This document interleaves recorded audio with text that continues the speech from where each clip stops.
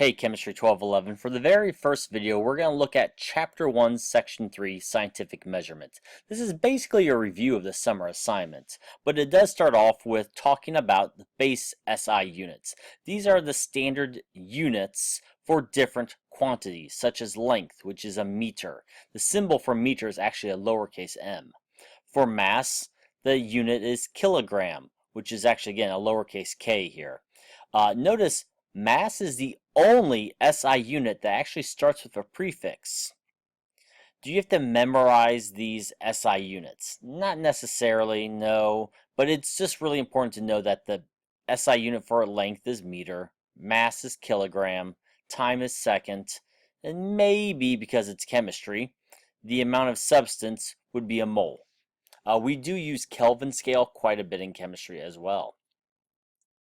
But speaking of kilo, metric prefixes. It is so important you know how to convert between the different prefixes. This, again, was in the summer assignment. You should definitely get this memorized. Now, do you really need to memorize the whole thing? Not really. Honestly, the most important ones to know are kilo, your basic unit, deci, centa, and milli. We might even go to micro. In chemistry, it kind of really depends. Sometimes it depends how far we get, really.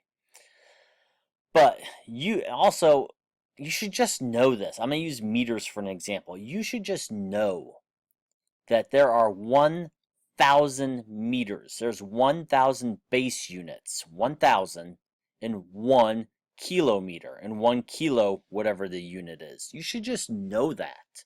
You should just know that there are 10 deci units. 10, again, we're just going to go with meters. 10 decimeters in 1 meter. You should just know, you should memorize by now that there are 100 centimeters. 100 centimeters in a meter. And that there's 1,000 millimeters in 1 meter. So again, there's 1,000 milliunits in a basic unit. You should just know that. Get those memorized. But to just go over an example problem of a conversion between prefixes, let's convert 4,480 milliliters to liters. Again, how do you set this up? You begin by just writing out the number that was given to you, 4,480 milliliters. Now, we want to get rid of milliliters. To do that, we put milliliters on the bottom to begin with. Don't even worry about the numbers yet. Just put milliliters on the bottom. And because we're looking for liters, we'll put liters on top. Why? Because since we'll have milliliters on top and milliliters on the bottom, they'll cancel each other out. And that will leave us with just liters. And the question is, okay, where do these numbers come from? What I always do is whatever is the bigger unit, the higher order unit, which in this case is liters because it's above milli, that's the 1. And then the bottom, or not, it's not always the bottom, but then the smaller order unit, it would be the higher order unit exponent, which is supposed to be 0, minus the lower order. So 0 minus -3 is positive 3. That's where this exponent comes from.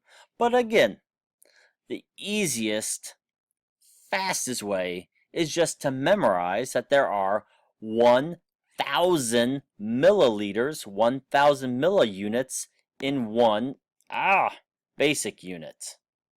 So 4,480 divided by 1,000 into 3 sig figs, so I want 3 sig figs here, is 4.48 liters. Pretty simple. They also talked about temperature equations in this section. So these are just 3 equations you, well, honestly, should start memorizing because we'll need to do a lot of conversions in this class. Equation 1.1 was Kelvin, the Kelvin scale, equals degrees Celsius plus 273. So for this, Kelvins and Celsius, to change Celsius to Kelvin, you just add 273. It's really simple. The Kelvin scale and the Celsius scale are really close together. I mean, what I mean by that is if I go up 1 degree Celsius, I go up 1 degree Kelvin. Now, notice there's no degree symbol, but so 1 Kelvin. If I go up 10 degrees Celsius, I go up 10 Kelvin. And if I go down 5 degrees Celsius, I go down 5 Kelvin. Okay, they're very similar. Equation 1.2 is how do you find degrees Celsius if given degrees Fahrenheit? So what you do is you take the degrees Fahrenheit you start with, subtract 32 from that, and then multiply it by 5 over 9. Now technically by the 5 there's supposed to be a degrees Celsius symbol, and by the 9s there's supposed to be a degrees Fahrenheit symbol. That way the degrees Fahrenheit cancels out and you're left with degrees Celsius. But my editor would not let me put the symbols in for degrees Celsius and degrees Fahrenheit. But again, to find degrees Celsius, you take the degrees Fahrenheit you have, subtract that from 32, and then multiply that quantity by 5/9. Now let's go the other way. Let's say I want to find degrees Fahrenheit and I already have degrees Celsius. Well, in that case, you do 9/5 times the temperature, degrees Celsius, and then you add 32 to your answer. If you started with Kelvin, okay, what would you do if you start with Kelvin? Well, if you started with Kelvin, then you'd need to find degrees Celsius. How? Well, subtract 273 from both sides. I just got degrees Celsius by itself. Then, once I have degrees Celsius, I can plug in this equation and find degrees Fahrenheit. So, what I suggest you start doing is start making flashcards. Okay? Buy a thing of index cards and start making flashcards. What do you want to put on it? Very important stuff. Basically, in my opinion, the most important stuff to put on flashcards are 1. Equations, 2. Definitions, 3. Big idea concepts. The last part of this section talked about derived units, and specifically it looked at volume and density. So volume is an equation. There's multiple equations to find volume based upon the shape. But there is no just standard SI unit. It's derived. I don't want to say the word created, but I guess the best word is derived. We derived the unit based on, let's use the standard volume equation, length times height times width.